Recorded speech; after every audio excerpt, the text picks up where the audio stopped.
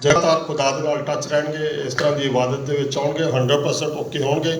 ਔਰ ਹੁਣ ਇਹਨਾਂ ਦੀ ਆਪਣੀ ਕਮੀ ਹੈ, ਸਾਡੀ ਵੱਲੋਂ 70% ਇਹ ਹੀਲ ਆ ਪ੍ਰਭੂ ਯਿਸੂ ਮਸੀਹ ਦੇ ਨਾਮ ਦੇ ਵਿੱਚ, ਮੇਰੀ ਵੱਲੋਂ ਨਹੀਂ, ਪ੍ਰਭੂ ਯਿਸੂ ਮਸੀਹ ਦੇ ਨਾਮ ਦੇ ਵਿੱਚ। ਔਰ 30% ਹੁਣ ਇਹਨਾਂ ਦੇ ਆਪਣੇ ਹੱਥ ਵਿੱਚ ਹੈ, ਕਿਉਂਕਿ ਖੁਦਾ ਦੇ ਪਾਕ ਕਲਾਮ ਦੇ ਵਿੱਚ ਲਿਖਿਆ ਕਿ ਜਦੋਂ ਇੱਕ ਦੁਸ਼ਟ ਆਤਮਾ ਜਾਂਦੀ ਆ, ਜਦੋਂ ਦੇਖਦੀ ਆ ਕਿ ਉੱਥੇ ਕੋਈ ਖੁਦਾ ਦੀ ਹਮਦੋ ਸਨਾ ਤਾਰੀਫ ਨਹੀਂ ਹੁੰਦੀ, ਖੁਦਾ ਦਾ ਨਾਂ ਨਹੀਂ ਲਿਆ ਜਾਂਦਾ, ਔਰ ਉਹ 7 ਹੋਰ ਆਪਣੇ ਨਾਲ ਲਿਆਉਂਦੀ, 7 ਹੋਰ ਬਿਮਾਰੀਆਂ ਨੂੰ ਸਾਡੇ ਉੱਤੇ ਲੈ ਆਉਂਦੀ ਆ। ਸੋ ਇਸ ਲਈ ਸਾਨੂੰ ਜ਼ਰੂਰਤ ਹੈ ਕਿ ਅਸੀਂ ਖੁਦਾ ਦੇ ਕਦਮਾਂ ਦੇ ਵਿੱਚ ਟੱਚ ਰਹੀਏ ਉਹਨਾਂ ਦੇ ਨਾਲ। ਸੋ ਆਓ ਅੱਜ ਦਾ ਅਸੀਂ ਵਚਨ ਸ਼ੁਰੂ ਕਰਨ ਤੋਂ ਪਹਿਲੋਂ ਅੱਜ ਦਾ ਵਚਨ ਖੁਦਾ ਨੇ 2 ਪੁਆਇੰਟ ਮਨ ਦੇ ਵਿੱਚ ਪਾਏ ਸੀਗੇ, ਕਦੀ ਸੁਣੇ ਨਹੀਂ ਕਿਸੇ ਤੋਂ, ਆਪਣੇ ਆਪ ਮੈਸੇਜ ਤਿਆਰ ਕੀਤਾ।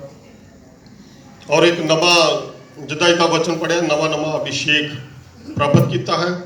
ਸੋ ਮੇਰੇ ਅਜ਼ੀਜ਼ੋ, ਮੈਂ ਤੁਹਾਨੂੰ ਦੱਸਣਾ ਚਾਹੁੰਦਾ ਕਿ ਆਪਾਂ ਰਸੂਲਾਂ ਦੇ ਕਰਤੱਵ ਦੇ ਵਿੱਚ 2 ਸਟੋਰੀਆਂ ਨੂੰ ਪੜ੍ਹਦੇ ਹਾਂ।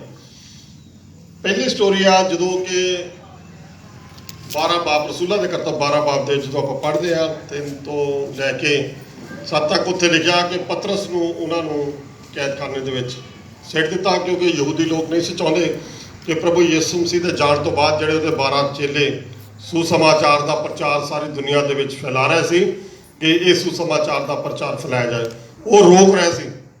ਲੇਕਿਨ ਗਮਲੀਏਲ ਨੇ ਉਹਨੂੰ ਕਿਹਾ ਕਿ ਜੇ ਅਗਰ ਇਹ ਗੱਲ ਖੁਦਾ ਵੱਲੋਂ ਆ ਤਾਂ ਇਹਨੂੰ ਕੋਈ ਰੋਕ ਨਹੀਂ ਸਕਦਾ, ਔਰ ਜੇ ਇਹ ਗੱਲ ਬੰਦਿਆਂ ਵੱਲੋਂ ਆ ਤਾਂ ਫਿਰ ਤਾਂ ਇਹਨਾਂ ਨੇ ਰੁਕ ਜਾਣਾ।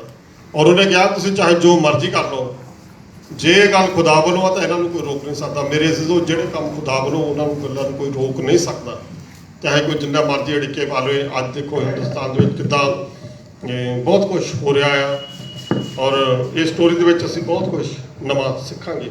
ਸੋ ਮੇਰੇ ਅਜ਼ੀਜ਼ੋ, ਇੱਥੇ ਪਤਰਸ ਨੂੰ ਕੈਦਖਾਨੇ ਦੇ ਵਿੱਚ ਸੁੱਟਿਆ ਜਾਂਦਾ ਹੈ, ਔਰ 11 ਬਾਬ ਤੋਂ 17 ਜਿਹਦੇ ਵਿੱਚ ਆਪਾਂ ਪੜ੍ਹਦੇ ਹਾਂ ਪ੍ਰਕਾਸ਼ ਦੇ ਵਿੱਚ ਹੀ, ਰਸੂਲਾਂ ਦੇ ਕਰਤੱਵ 11 ਬਾਬ ਦੇ ਤੋਂ 17 ਤੱਕ, ਉੱਥੇ ਇੱਕ ਦੂਤ ਆਉਂਦਾ ਹੈ, ਔਰ ਉਹ ਦੂਤ ਪਤਰਸ ਨੂੰ ਆਜ਼ਾਦ ਕਰਾ ਕੇ ਲੈ ਕੇ ਜਾਂਦਾ ਹੈ। ਔਰ ਉਹ ਪਤਰਸ ਨੂੰ ਯਕੀਨ ਨਹੀਂ ਹੁੰਦਾ, ਉਹ ਕਹਿੰਦਾ ਸ਼ਾਇਦ ਮੈਂ ਕੋਈ ਸੁਪਨਾ ਦੇਖ ਰਿਹਾ, ਪਰ ਸੱਚਮੁੱਚ ਉਹ ਆਜ਼ਾਦ ਕਰਾ ਕੇ ਉਹਨੂੰ ਉੱਥੋਂ ਲੈ ਕੇ ਜਾ ਰਿਹਾ, ਔਰ ਕਲੀਸਿਆ ਉਹਦੇ ਮਗਰ ਪ੍ਰਾਰਥਨਾ ਕਰ ਰਹੀ ਆ। ਔਰ ਜਦੋਂ ਖੁਦਾ ਦਾ ਬੰਦਾ ਪਤਰਸ ਜੇਲ੍ਹ ਤੋਂ ਆਜ਼ਾਦ ਹੋ ਕੇ ਆਪਣੇ ਘਰ ਵਾਪਸ ਆਉਂਦਾ ਹੈ, ਜਿਹੜੀ ਕਲੀਸਿਆ ਮਗਰ ਦੁਆ ਕਰ ਰਹੀ ਸੀ, ਔਰ ਉੱਥੇ ਇੱਕ ਲੜਕੀ ਖੁਸ਼ੀ ਦੀ ਮਾਰੀ ਜਦੋਂ ਉਹਨੇ ਆਣ ਕੇ ਆਵਾਜ਼ ਸੁਣੀ ਕਿ ਇਹ ਤਾਂ ਪਤਰਸ ਦੀ ਆਵਾਜ਼ ਆ, ਉਹ ਜਾ ਕੇ ਕਲੀਸਿਆ ਨੂੰ ਦੱਸਣ ਲੱਗੀ। ਔਰ ਕਲੀਸਿਆ ਵਾਲਿਆਂ ਨੇ ਕਿਹਾ ਵੀ ਨਹੀਂ, ਇੱਦਾਂ ਥੋੜ੍ਹੀ ਵੀ ਤੇਰੇ ਆਪਣੇ ਖਿਆਲ ਹੋ ਸਕਦੇ ਆ। ਲੇਕਿਨ ਉਹਨਾਂ ਨੇ ਜਦੋਂ ਆਣ ਕੇ ਦਰਵਾਜ਼ਾ ਖੋਲ੍ਹਿਆ ਤਾਂ ਸੱਚਮੁੱਚ ਉੱਥੇ ਪਤਰਸ ਖੜਾ ਸੀਗਾ। ਮੇਰੇ ਅਜ਼ੀਜ਼ੋ, ਕਲੀਸਿਆ ਦੀ ਦੁਆ ਇਹੋ ਜਿਹੀ ਆ, ਜਦੋਂ ਕੋਈ ਵੀ ਖੁਦਾ ਦਾ ਖਾਦਮ, ਕੋਈ ਵੀ ਖੁਦਾ ਦਾ ਬੰਦਾ, ਚਾਹੇ ਅਸੀਂ ਉਹਦੀ ਕਲੀਸਿਆ ਦੇ ਮੈਂਬਰ ਹੈ ਚਾਹੇ ਨਹੀਂ ਹੈ, ਲੇਕਿਨ ਸਾਡਾ ਫਰਜ਼ ਹੈ ਕਿ ਅਸੀਂ ਸਾਰੇ ਖੁਦਾ ਦੇ ਦਾਸ ਦਾਸੀਆਂ ਦੇ ਲਈ ਪ੍ਰਾਰਥਨਾ ਕਰੀਏ, ਔਰ ਖੁਦਾ ਉਹਨਾਂ ਨੂੰ ਇੱਕ ਨਵੇਂ ਅਭਿਸ਼ੇਕ ਦੇ ਨਾਲ ਖੜੇ ਕਰਦਾ ਹੈ। ਔਰ ਪੜ੍ਹ ਦਿਓ ਥੋੜ੍ਹਾ ਜਿਹਾ 15 ਤੋਂ 17 14 ਤੋਂ ਪੜ੍ਹ ਦਿਓ। ਤਦ ਪਤਰਸ ਨੇ ਸੋਝੀ ਵਿੱਚ ਆਣ ਕੇ ਕਿਹਾ, ਹਾਂਜੀ, ਪਤਰਸ ਨੇ ਪੂਰੀ ਹੋਸ਼ ਵਿੱਚ ਆਣ ਕੇ ਕਿਹਾ ਕਿ ਹੁਣ ਮੈਂ ਠੀਕ ਜਾਣਿਆ ਬਈ ਪ੍ਰਭੂ ਨੇ ਆਪਣਾ ਦੂਤ ਘੱਲਿਆ। ਹੁਣ ਕਹਿੰਦਾ ਮੈਨੂੰ ਇਸ ਗੱਲ ਦੀ ਪੂਰੀ ਸਮਝ ਲੱਗ ਚੁੱਕੀ ਆ ਵੀ ਪ੍ਰਭੂ ਨੇ ਮੇਰੇ ਲਈ ਆਪਣੇ ਦੂਤ ਨੂੰ ਭੇਜਿਆ ਹੈ, ਅਤੇ ਮੈਨੂੰ ਹੈਰੋਦੇਸ ਦੇ ਹੱਥੋਂ ਔਰ ਯਹੂਦੀ ਕੌਮ ਦੀ ਸਾਰੀ ਆਸ਼ਾ ਤੋਂ ਛੁਡਾ ਦਿੱਤਾ ਹੈ। ਮੈਨੂੰ ਕਹਿੰਦਾ ਯਹੂਦੀ ਕੌਮ ਤੋਂ ਆਜ਼ਾਦ ਕੀਤਾ ਹੈ। ਫਿਰ ਸੋਚ ਕੇ ਯਹੂਨਾ ਜੋ ਮਰਕੁਸ ਕਹਾਉਂਦਾ ਹੈ ਜੀ, ਉਹਦੀ ਮਾਤਾ ਮਰੀਅਮ ਦੇ ਘਰ ਆਇਆ, ਜਿੱਥੇ ਬਹੁਤ ਲੋਕ ਇਕੱਠੇ ਹੋ ਕੇ ਪ੍ਰਾਰਥਨਾ ਕਰ ਰਹੇ ਸਨ। ਮਾਤਾ ਮਰੀਅਮ ਦੇ ਘਰ ਦੇ ਵਿੱਚ ਸਾਰੀ ਕਲੀਸਿਆ, ਮਤਲਬ 120 ਦੀ ਜਮਾਤ ਜਿਹਨਾਂ ਦੇ ਉੱਤੇ ਪਵਿੱਤਰ ਆਤਮਾ ਉਤਰਿਆ ਸੀ, ਉਹਨਾਂ ਦੇ ਵਿੱਚੋਂ ਬਹੁਤ ਸਾਰੇ ਮੈਂਬਰ ਉਹਨਾਂ ਦੇ ਵਿੱਚ ਮੌਜੂਦ ਸੀ। ਹਾਂਜੀ, ਜਾਂ ਉਹਨੇ ਡਿਉੜੀ ਦਾ ਬੂਹਾ ਖੜਕਾਇਆ ਤਾਂ ਇੱਕ ਟਹਿਲਣ ਨੇ ਰੋਂਦੇ ਨਾਮੇ ਸੁਣਨ ਆਈ ਜੀ, ਅਤੇ ਪਤਰਸ ਨਾਲ ਬੋਲ ਪਛਾਣ ਕੇ ਖੁਸ਼ੀ ਦੇ ਮਾਰੇ ਬੂਹਾ ਨਾ ਖੋਲਿਆ। ਉਹ ਖੁਸ਼ੀ ਦੇ ਮਾਰੇ ਵਾਪਸ ਚਲੇ ਗਏ ਵੀ ਮੈਂ ਨੱਠ ਕੇ ਦਵਾ ਦਮ ਕਲੀਸਿਆ ਨੂੰ ਦੱਸਾਂ ਕਿ ਸਾਡੀਆਂ ਦੁਆਵਾਂ ਦਾ ਜਵਾਬ, ਸਾਡੀ ਸਾਰੀ ਕਲੀਸਿਆ ਦੀ ਦੁਆਵਾਂ ਦਾ ਜਵਾਬ ਮਿਲ ਗਿਆ ਹੈ। ਹਾਂਜੀ, ਪਰ ਅੰਦਰ ਦੌੜ ਕੇ ਖਬਰ ਦਿੱਤੀ ਜੋ ਡਿਉੜੀ ਦੇ ਅੱਗੇ ਪਤਰਸ ਖੜਾ ਹੈ ਜੀ, ਉਹਨਾਂ ਉਸ ਨੂੰ ਆਖਿਆ ਤੂੰ ਤਾਂ ਕਮਲੀ ਹੈ। ਪਰ ਉਹ ਕਹਿੰਦੇ ਤੂੰ ਕਮਲੀ ਆ, ਉਹਨੂੰ ਤਾਂ ਜੇਲ੍ਹ 'ਚ ਸੁੱਟਿਆ ਪਿਆ ਉਹਨਾਂ ਨੇ, ਪਰ ਜੇਲ੍ਹ 'ਚ ਕਹਿੰਦੇ ਉਹ ਨਜ਼ਰਬੰਦ ਆ, ਇਹ ਕਿੱਦਾਂ ਹੋ ਸਕਦਾ। ਹਾਂਜੀ, ਪਰ ਉਹ ਵੱਡੇ ਹੱਠ ਨਾਲ ਬੋਲੀ ਬਈ ਗੱਲ ਇਵੇਂ ਹੀ ਹੈ। ਉਹ ਬੜੇ ਕੌਨਫੀਡੈਂਸ ਦੇ ਨਾਲ ਬੋਲੀ ਵੀ ਇਹ ਇਸ ਤਰ੍ਹਾਂ, ਤੁਸੀਂ ਜਾ ਕੇ ਦੇਖੋ, ਡਿਉੜੀ ਕਿਹੜੀ ਦੂਰ ਆ, ਚਲੋ ਗੇਟ ਤੇ ਜਾ ਕੇ ਦੇਖੋ। ਤਦ ਉਹਨਾਂ ਆਖਿਆ ਕਿ ਉਹਦਾ ਦੂਤ ਹੋਣਾ ਹੈ। ਉਹਨਾਂ ਸੋਚਿਆ ਵੀ ਉਹਦਾ ਦੂਤ ਹੋਣਾ ਹੈ। ਹਾਂਜੀ, ਪਰ ਪਤਰਸ ਬੂਹਾ ਖੜਕਾਉਂਦਾ ਰਿਹਾ ਪਰ ਪਤਰਸ ਬੂਹਾ ਖੜਕਾਉਂਦਾ ਰਿਹਾ। ਤਾਂ ਉਹਨਾਂ ਨੇ ਬੂਹਾ ਖੋਲ ਕੇ ਉਹਨੂੰ ਵੇਖਿਆ ਉਹਨਾਂ ਨੇ ਬੂਹਾ ਖੋਲ ਕੇ ਉਹਨੂੰ ਵੇਖਿਆ ਅਤੇ ਅਚਰਜ ਰਹਿ ਗਏ, ਅਤੇ ਉਹ ਸਾਰੇ ਹੈਰਾਨ ਰਹਿ ਗਏ, ਹੱਕੇ ਬੱਕੇ ਰਹਿ ਗਏ। ਪਰੰਤੂ ਉਹਨੇ ਉਹਨਾਂ ਨੂੰ ਹੱਥ ਨਾਲ ਸਹਿਣਤ ਕੀਤੀ ਪਈ ਚੁੱਪ ਰਹਿਣ ਅਤੇ ਦੱਸਿਆ ਜੋ ਪ੍ਰਭੂ ਨੇ ਕਿਸ ਤਰ੍ਹਾਂ ਮੈਨੂੰ ਕੈਦਖਾਨੇ ਵਿੱਚੋਂ ਕੱਢਿਆ ਤੇ ਆਖਿਆ। ਪਤਰਸ ਨੇ ਸਾਰੀ ਕਲੀਸਿਆ ਦੇ ਵਿੱਚ ਆਣ ਕੇ ਵੱਡੀ ਗਵਾਹੀ ਦਿੱਤੀ ਵੀ ਕਿਸ ਤਰ੍ਹਾਂ ਪ੍ਰਭੂ ਨੇ ਆਪਣਾ ਦੂਤ ਭੇਜਿਆ ਔਰ ਮੈਨੂੰ ਕੈਦਖਾਨੇ ਤੋਂ, ਜੇਲ੍ਹ ਤੋਂ ਆਜ਼ਾਦ ਕੀਤਾ ਹੈ। ਹਾਂਜੀ। ਅਤੇ ਆਖਿਆ ਕਿ ਯਕੂਬ ਅਤੇ ਭਾਈਆਂ ਨੂੰ ਇਹਨਾਂ ਗੱਲਾਂ ਦੀ ਖਬਰ ਦਿਓ। ਅਤੇ ਉਹ ਬਾਹਰ ਜਾ ਕੇ ਹੋਰ ਥਾਂ ਚਲਿਆ ਗਿਆ। ਜਦ ਦਿਨ ਚੜਿਆ ਤਾਂ ਸਿਪਾਹੀਆਂ ਵਿੱਚੋਂ ਬਹੁਤ ਘਬਰਾਹਟ ਪੈ ਗਈ ਕਿ ਪਤਰਸ ਕਿੱਧਰ ਗਿਆ। ਉਹ ਮਤਲਬ ਸਿਪਾਹੀ ਜਿਹੜੇ ਆ ਉਹ ਬਹੁਤ ਹੈਰਾਨ ਤੇ ਪਰੇਸ਼ਾਨ ਹੋ ਗਏ ਵੀ ਪਤਰਸ ਕਿੱਧਰ ਚਲਾ ਗਿਆ ਹੈ। ਸੋ ਮੇਰੇ ਜਦੋਂ ਇੱਥੇ ਅਜੀਬ ਤਰੀਕੇ ਦੇ ਨਾਲ ਪਤਰਸ ਨੂੰ ਦੂਤ ਨੇ ਆਜ਼ਾਦ ਕੀਤਾ ਹੈ। ਦੂਸਰਾ ਪੁਆਇੰਟ ਜਿਹੜਾ ਹੈ ਕਿ ਜਦੋਂ ਆਪਾਂ ਰਸੂਲਾਂ ਦੇ ਕਰਤੱਵ 16 ਬਾਬ ਦੇਖਦੇ ਆ ਔਰ ਇਹਦੇ ਵਿੱਚ ਕੀ ਹੁੰਦਾ ਕਿ ਪੌਲੂਸ ਔਰ ਸਿਲਾਸ ਨੂੰ ਜੇਲ੍ਹ ਦੇ ਵਿੱਚ ਸਿੱਟਿਆ ਜਾਂਦਾ ਹੈ। ਉੱਥੇ ਖੁਦਾ ਦਾ ਦੂਤ ਆਉਂਦਾ ਹੈ ਔਰ ਉਹਨੇ ਆਣ ਕੇ ਉਹਨਾਂ ਦੇ ਸੰਗਲ ਤੋੜ ਦਿੱਤੇ ਔਰ ਜਿਹੜਾ ਉੱਥੇ ਦਰੋਗਾ ਸੀਗਾ 25 ਬਾਬ ਤੋਂ 31 ਆਇਤ ਦੇ ਵਿੱਚ, ਪਰ ਅੱਧੀ ਕੁ ਰਾਤ ਨੂੰ ਪੌਲੂਸ ਅਤੇ ਸਿਲਾਸ ਪ੍ਰਾਰਥਨਾ ਕਰਦੇ ਅਤੇ ਪਰਮੇਸ਼ਵਰ ਦਾ ਭਜਨ ਗਾਉਂਦੇ ਸਨ। ਉਹ ਰਾਤ ਨੂੰ ਪ੍ਰਭੂ ਦੇ ਨਾਮ ਦੀ ਹਮਦੋਸਨਾ ਤਾਰੀਫ ਕਰ ਰਿਹਾ ਸੀ, ਉਹਦੇ ਨਾਮ ਦੇ ਭਜਨ ਗੀਤ ਗਾ ਰਿਹਾ ਸੀ ਔਰ ਕੈਦੀ ਉਹਨਾਂ ਦੀ ਸੁਣਦੇ ਸਨ। ਕੈਦੀ, ਸਾਰੇ ਕੈਦੀ ਮਤਲਬ ਉਹਨਾਂ ਦੀ ਸੁਣ ਰਹੇ ਸੀ ਕਿਉਂਕਿ ਖੁਦਾ ਦੇ ਕਲਾਮ 'ਚ ਲਿਖਿਆ ਕਿ ਪਵਿੱਤਰ ਆਤਮਾ ਦੀ ਗਵਾਹੀ ਨਾਲ ਕੀਤਾ ਹੈ ਵਚਨ ਕਦੀ ਖਾਲੀ ਹੱਥ ਨਹੀਂ ਲੌਟਦਾ। ਔਰ ਸਾਰੇ ਲੋਕ ਉੱਥੇ ਬਹੁਤ ਰੀਝ ਨਾਲ ਸੁਣਨ ਲੱਗੇ ਔਰ ਜਦੋਂ ਆਪਾਂ ਰੀਝ ਦੇ ਨਾਲ ਖੁਦਾ ਦਾ ਵਚਨ ਸੁਣਦੇ ਆ ਤੇ ਉੱਥੇ ਖੁਦਾ ਦਾ ਅਭਿਸ਼ੇਕ ਆਉਂਦਾ ਹੈ ਔਰ ਉੱਥੇ ਆਣ ਕੇ ਉਹ ਜੇਲ੍ਹ ਦੀਆਂ ਨੀਹਾਂ ਹਿੱਲ ਗਈਆਂ। ਮੇਰੇ ਜਦੋਂ ਜੇਲ੍ਹ ਦੀਆਂ ਨੀਹਾਂ ਹਿੱਲ ਗਈਆਂ ਔਰ ਉਹ ਆਜ਼ਾਦ ਕੀਤੇ ਗਏ ਦੂਤ ਨੇ ਉਹਨਾਂ ਨੂੰ। ਅਚਾਨਕ ਇੱਕ ਐਡਾ ਭੁਚਾਲ ਆਇਆ।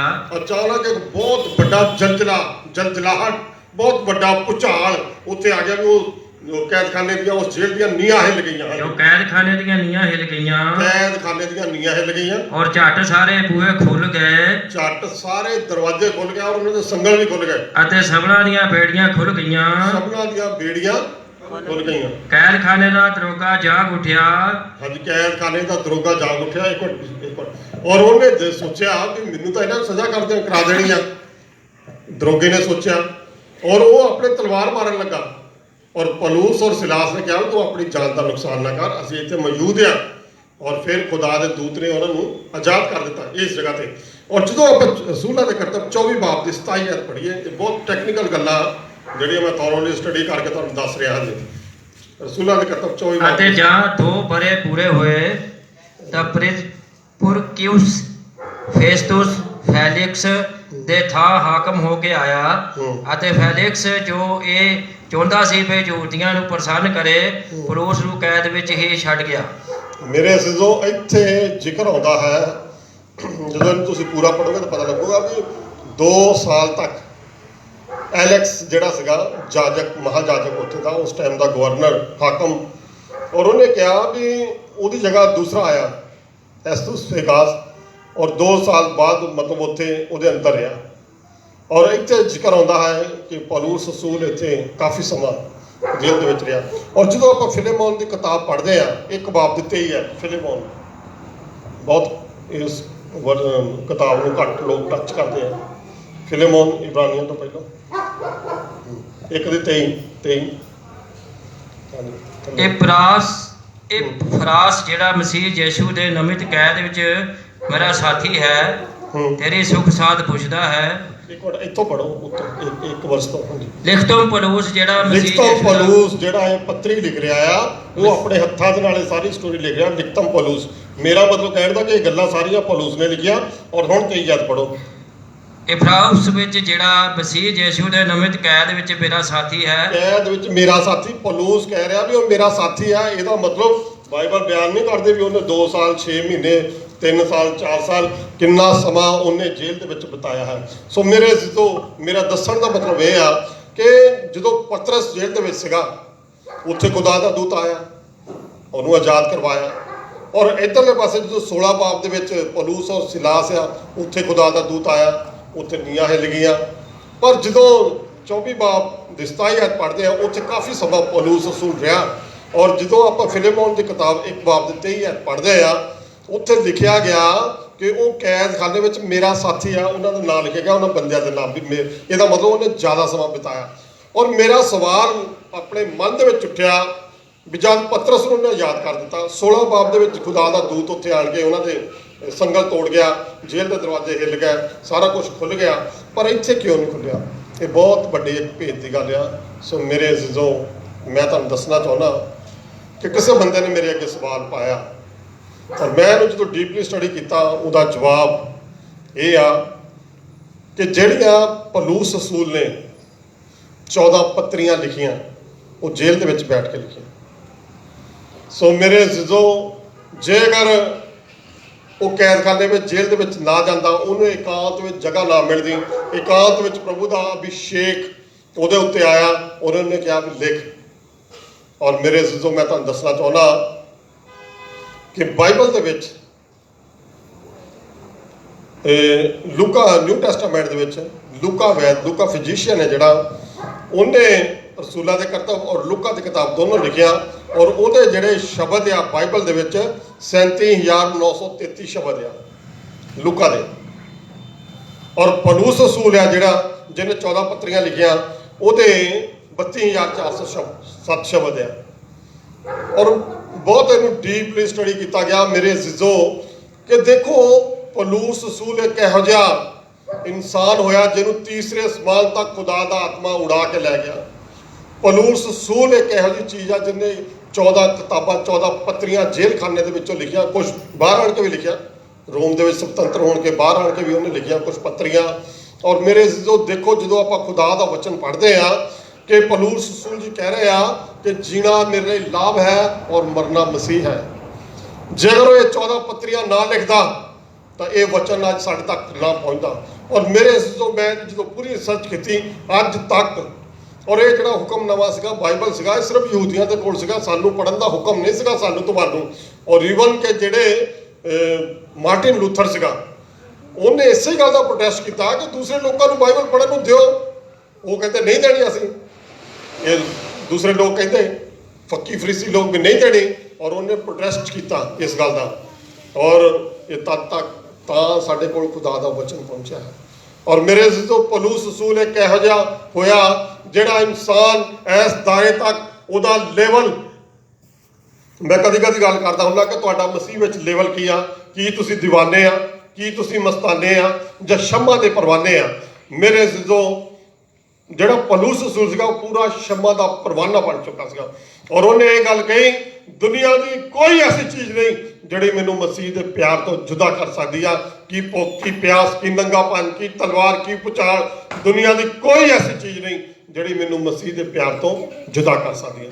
ਔਰ ਮੇਰੇ ਜਦੋਂ ਆਪਾਂ ਇਸ ਤੋਂ ਪਿੱਛੇ ਜਾਂਦੇ ਹਾਂ ਉਤਪਤੀ ਦੇ ਵਿੱਚ, ਤਾਂ ਯੂਸਫ ਜਿਹੜਾ ਸੀਗਾ, ਪੜ੍ਹਨ ਦੀ ਲੋੜ ਨਹੀਂ, ਯੂਸਫ ਜਿਹੜਾ ਸੀਗਾ, ਉਹ ਦੇਖੋ ਛੋਟਾ ਹੁੰਦਾ ਹੀ ਉਹਨੂੰ ਸੁਪਨਿਆਂ ਦਾ ਸਰਦਾਰ ਕਿਹਾ ਜਾਂਦਾ ਸੀ।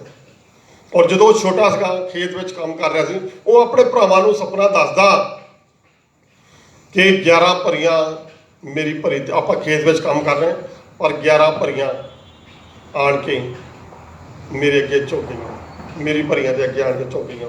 ਔਰ ਮੇਰੇ ਜਦੋਂ ਇਹ ਜਿਹੜਾ ਸੁਪਨਾ ਪੂਰਾ ਹੋਣ ਦੇ ਲਈ ਉਹਦੇ ਭਰਾਵਾਂ ਨੇ ਉਹਦੇ ਨਾਲ ਵੈਰ ਕੀਤਾ, ਕਿਉਂਕਿ ਸ਼ੈਤਾਨ ਉਹਨਾਂ ਵਿੱਚ ਕੰਮ ਕਰਨਾ ਸ਼ੁਰੂ ਕਰ ਦਿੱਤਾ ਵੀ ਇਹਨੂੰ ਜ਼ਿਆਦਾ ਸੁਪਨੇ ਆਉਂਦੇ ਆ, ਈਰਖਾ।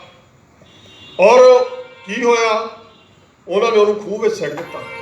ਉਹਦਾ ਚੋਲਾ ਜਿਹੜਾ ਸੀਗਾ, ਉਹਦੇ ਕੱਪੜੇ ਉਤਾਰ ਕੇ ਉਹਨੂੰ ਕਿਹਾ, ਕਿਸੇ ਜਾਨਵਰ ਦਾ ਖੂਨ ਲੈ ਕੇ ਯਾਕੂਬ ਨੂੰ, ਕਿ ਉਸ ਯੂਸਫ ਦਾ ਖੂਨ ਹੋ ਗਿਆ, ਉਹਨੂੰ ਜਾਨਵਰ ਖਾ ਗਿਆ, ਸਾਨੂੰ ਨਹੀਂ ਪਤਾ। ਔਰ ਦੇਖੋ, ਦੋਨੋਂ ਖੂਹ ਵਿੱਚ ਸਿੱਟਿਆ ਗਿਆ, ਲੇਕਿਨ ਖੁਦਾ ਦਾ ਆਤਮਾ ਉੱਥੇ ਵੀ ਉਹਦੇ ਨਾਲ ਸੀਗਾ। ਔਰ ਖੂਹ ਵਿੱਚੋਂ ਲੈ ਕੇ ਉਹਨੂੰ ਕੋਈ ਕੱਢ ਕੇ ਲੈ ਗਿਆ ਮਿਸਰ ਦੇਸ਼ ਦੇ ਵਿੱਚ ਗੁਲਾਮ ਬਣਾ ਕੇ, ਔਰ ਉਹ ਕਿਸੇ ਪੋਟੀਫੋਰ ਦੇ ਘਰ ਚਲਾ ਗਿਆ। ਉਹ ਜਿਹੜਾ ਸੀਗਾ ਮਿਸਰ ਦਾ ਫਿਰੌਨ ਬਾਦਸ਼ਾਹ, ਉਹਦੇ ਅੰਦਰ ਉਹਦੇ ਬਹੁਤ ਵੱਡਾ ਉਹਦਾ ਇੱਕ ਹਾਈ ਸਟੇਟਸ ਸੀਗਾ, ਉਹਦੇ ਘਰ ਉਹ ਕੰਮ ਕਰਨ ਲੱਗ ਪਿਆ। ਔਰ ਦੇਖੋ, ਉੱਥੋਂ ਵੀ ਉਹਨੂੰ ਕੈਦ ਹੋ ਜਾਂਦੀ ਆ, ਕਿਉਂਕਿ ਉਹਦੀ ਜਨਾਨੀ ਜਿਹੜੀ ਆ, ਉਹਦੀ ਵਾਈਫ ਆ, ਉਹਦੇ ਉੱਤੇ ਜਨਾਹਕਾਰੀ ਦਾ ਆਰੋਪ ਲਗਾਉਂਦੀ ਆ। ਉੱਥੋਂ ਉਹਨੂੰ ਜੇਲ੍ਹ ਵਿੱਚ ਸੁੱਟਿਆ ਜਾਂਦਾ। ਔਰ ਖੁਦਾ ਨੇ ਉਹਨੂੰ ਉੱਚਾ ਕਰਨ ਦੇ ਲਈ, ਮੇਰੇ ਅਜ਼ੀਜ਼ੋ, ਰਾਜੇ ਨੂੰ ਇੱਕ ਸੁਪਨਾ ਆਉਂਦਾ ਹੈ ਵੀ 7 ਚੰਗੀਆਂ ਗਾਵਾਂ ਔਰ 7 ਮਾੜੀਆਂ ਗਾਵਾਂ, ਪਰ ਜਿਹੜੀਆਂ ਮਾੜੀਆਂ ਹਲਕੀਆਂ ਗਾਵਾਂ ਆ, ਉਹ ਚੰਗੀਆਂ ਗਾਵਾਂ ਨੂੰ ਖਾ ਗਈਆਂ। ਔਰ 7 ਸਿੱਟਿਆਂ ਦਾ ਉੱਥੇ ਉਹਨੂੰ ਸੁਪਨਾ ਆਉਂਦਾ ਵੀ 7 ਚੰਗੇ ਸਿੱਟੇ ਆ ਕਣਕ ਦੇ ਔਰ 7 ਜਿਹੜੇ ਆ ਮਾੜੇ ਸਿੱਟੇ ਆ, ਔਰ ਜਿਹੜੇ ਮਾੜੇ ਸਿੱਟੇ ਆ ਉਹਨੂੰ ਖਾ ਗਏ, ਚੰਗੀਆਂ ਸਿੱਟਿਆਂ ਨੂੰ ਖਾ ਗਏ। ਉਹਨਾਂ ਨੂੰ ਪਤਾ ਨਾ ਲੱਗੇ।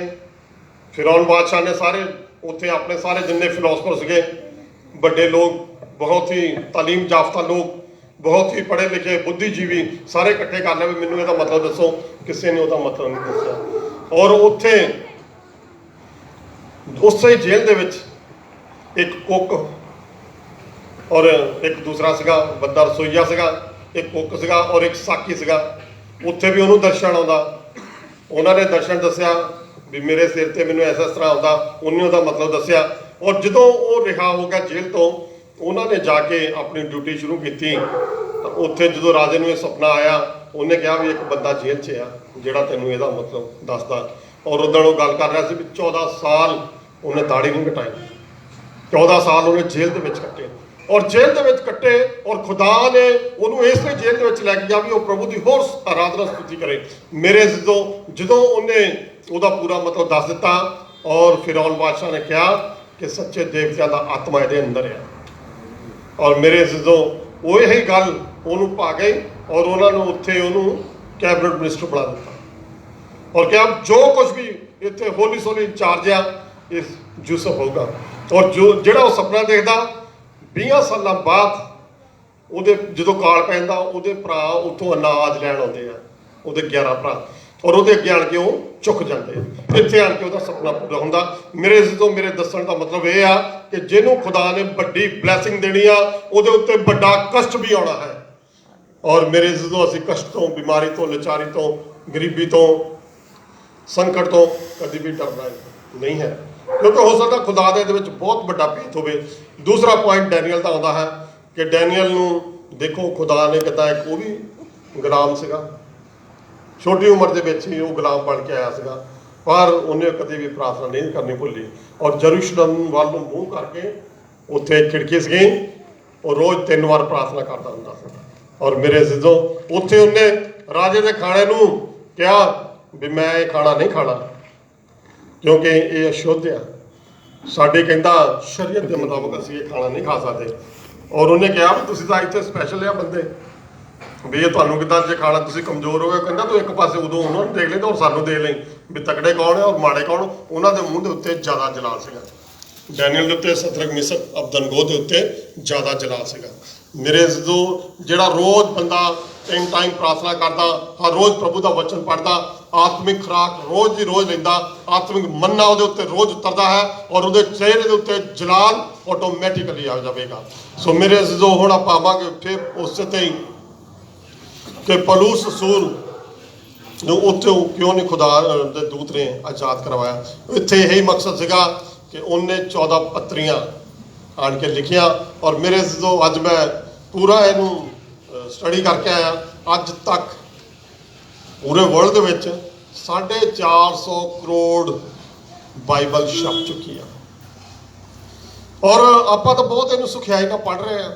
ਜੇ ਅਗਰ ਅੱਜ ਆਪਾਂ ਕੋਰੀਆ ਦੇ ਵਿੱਚ ਦੇਖੀਏ, ਨਾਰਥ ਕੋਰੀਆ ਦੇ ਵਿੱਚ, ਉੱਥੇ ਡਿਕਟੇਟਰਸ਼ਿਪ ਆ, ਉੱਥੇ ਧਰਮ ਦੀ ਆਜ਼ਾਦੀ ਨਹੀਂ ਗਈ। ਔਰ ਉੱਥੇ ਕੀ ਕਰਦੇ ਆ ਲੋਕ, ਸਾਊਥ ਕੋਰੀਆ ਵਾਲੇ ਲੋਕ ਪਾਣੀ ਦੀਆਂ ਬੋਤਲਾਂ ਲੈ ਕੇ ਉਹਦੇ ਵਿੱਚ ਰਿਕਾਰਡਿੰਗ ਕਰਕੇ ਔਰ ਜਿਹੜਾ ਇਹਦੇ ਵਿੱਚ ਕਾਰਡ ਪੈਂਦਾ ਕੀ ਉਹਨੂੰ ਕਹਿੰਦੇ ਮੈਮਰੀ ਕਾਰਡ ਉਹਦੇ ਵਿੱਚ ਬੋਟਲ ਦੇ ਵਿੱਚ ਪਾ ਕੇ ਉਹਨਾਂ ਦੀ ਨਦੀ ਵੱਲ ਨੂੰ ਸਿੱਟਦੇ ਆ।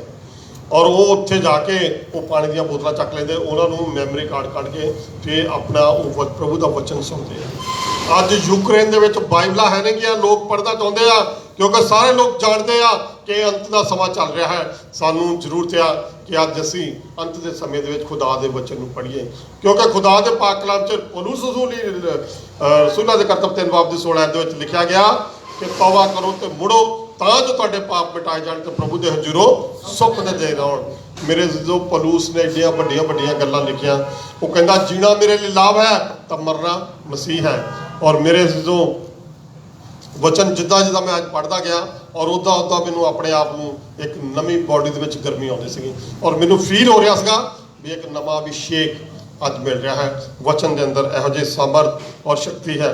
ਔਰ ਮੇਰੇ ਬਹੁਤ ਉਹਨੇ ਦੁੱਖ ਕਸ਼ਟ ਚੱਲਿਆ ਹੈ ਔਰ ਉਹ ਖੁਦਾ ਦਾ ਬੰਦਾ ਲਿਖਦਾ ਕਿ ਅਸੀਂ ਢਿੱਲੇ ਹੱਥਾਂ ਦੇ ਨਾਲ ਔਰ ਭੇਡ ਦੇ ਗੋਡਿਆਂ ਦੇ ਨਾਲ ਖੁਦਾ ਦੀ ਬਾਦਸ਼ਾਹ ਦੇ ਵਿੱਚ ਦਾਖਲ ਨਹੀਂ ਹੋ ਸਕਦੇ।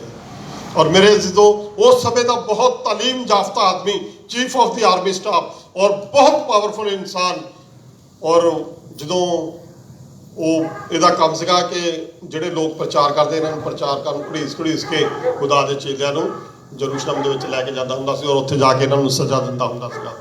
ਔਰ ਜਦੋਂ ਖੁਦਾ ਨੇ ਉਹਨੂੰ ਫੜ ਲਿਆ, ਖੁਦਾ ਦੀ ਜੋਤੀ ਜਦੋਂ 9 ਬਾਬ ਦੇ ਵਿੱਚ ਐਂਟਰੀ ਹੁੰਦੀ ਆ ਪ੍ਰੇਰਿਤੋਂ ਕੇ ਕੰਮ ਦੇ ਵਿੱਚ, ਔਰ ਜੋਤੀ ਇੱਕ ਚਮਕੀ ਆ, ਇਹ ਡਮਾਸਕਸ ਸ਼ਹਿਰ ਨੂੰ ਸੀਰੀਆ ਨੂੰ ਜਾ ਰਿਹਾ ਸੀਗਾ ਔਰ ਉੱਥੇ ਉਹਨੇ ਕਿਹਾ ਵੀ ਹੇ ਪਲੂਸ ਤੂੰ ਮੁਝੇ ਕਿਉਂ ਸਤਾਤਾ ਹੈ।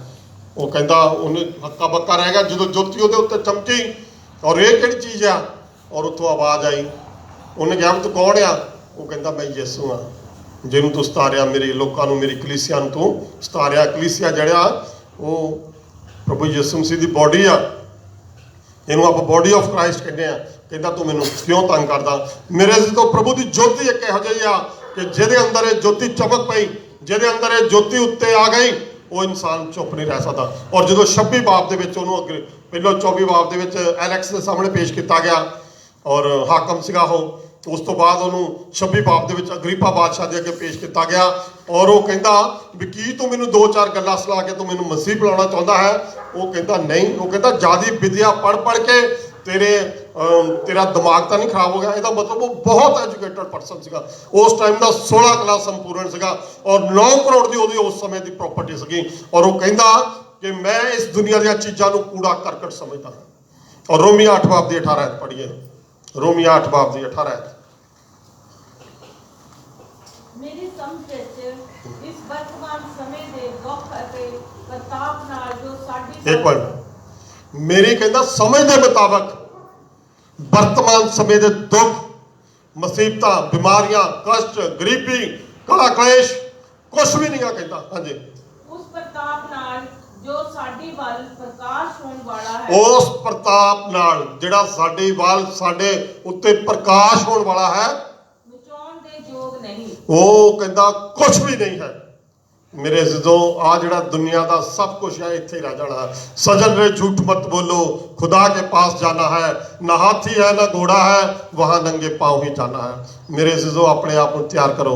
और जो 26 बाब दे विच अग्रिप्पा बादशाह दे अगे पेश किया गया, वो कहता कि पौलुस तू मैनू 2-4 गल्लां सुना के तू मैनू मसीह बनाना चाहना है। वो कहता जिथे तक मेरी आवाज़ पहुँचती सारे लोग मसीह बन जान। और मैं भी कहना कि जिथे तक आज साडा मैसेज पहुंचता सारे लोग मसीह बन जान।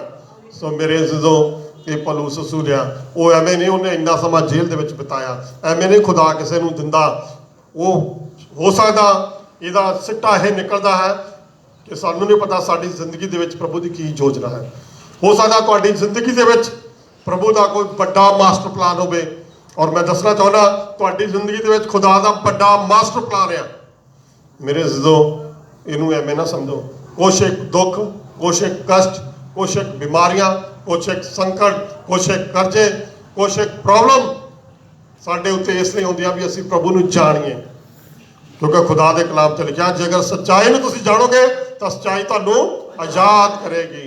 मेरे अज़ीज़ों, प्रभु ने तुहानूं अपने लई चुनिया है, और मैं सोचदा कि तू बाज तां तेरा घराना बचाया जावेगा। सो मेरे अज़ीज़ों, एक वचन होर आपां पढ़ांगे, दूसरा तिमोथियस 4 बाब दी 6 तो 2 तो 9 पढ़ो पहलू।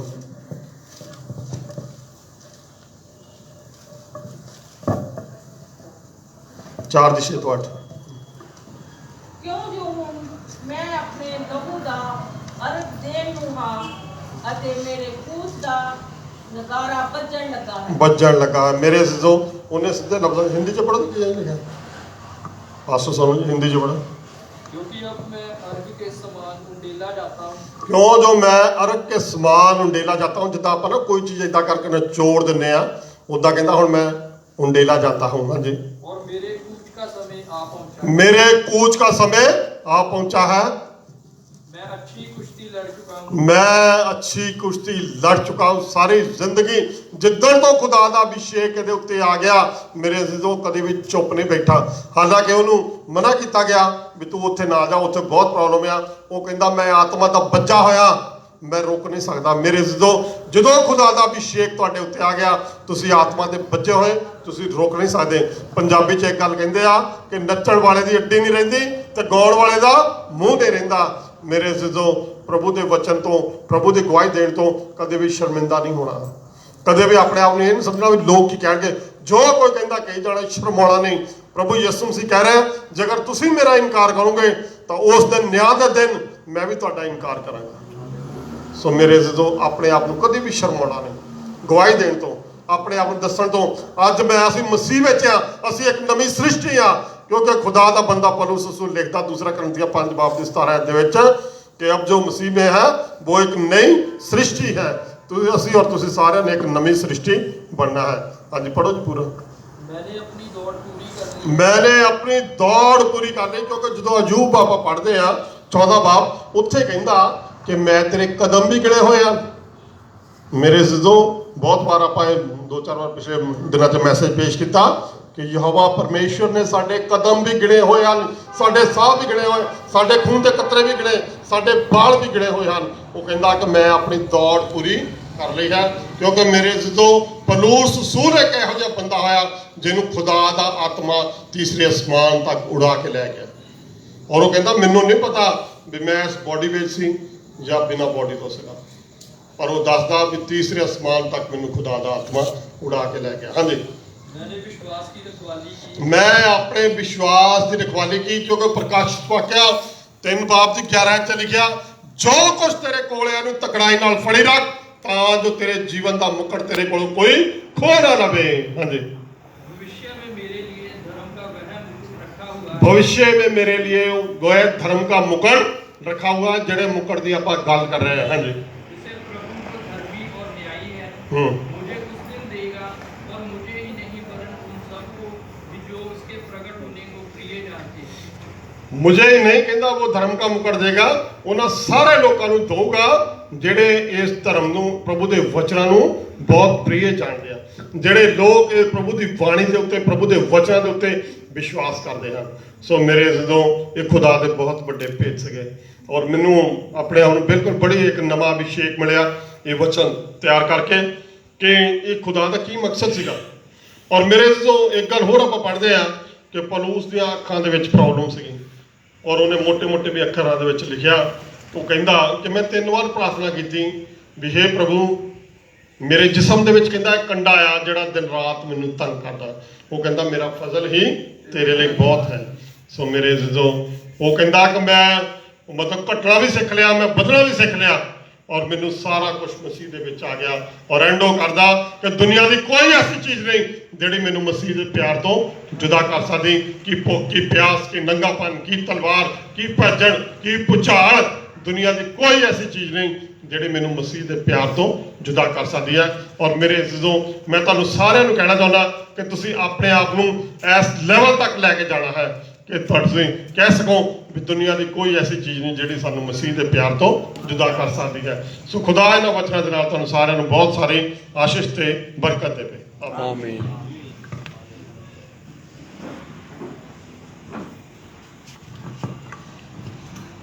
शुक्र है प्यारे साने बाप दा रहमत और सब फजल ना परे परमेश्वर यीशु नासरी। मैं खास कर प्रार्थना करता आज इस महान वचना दे लई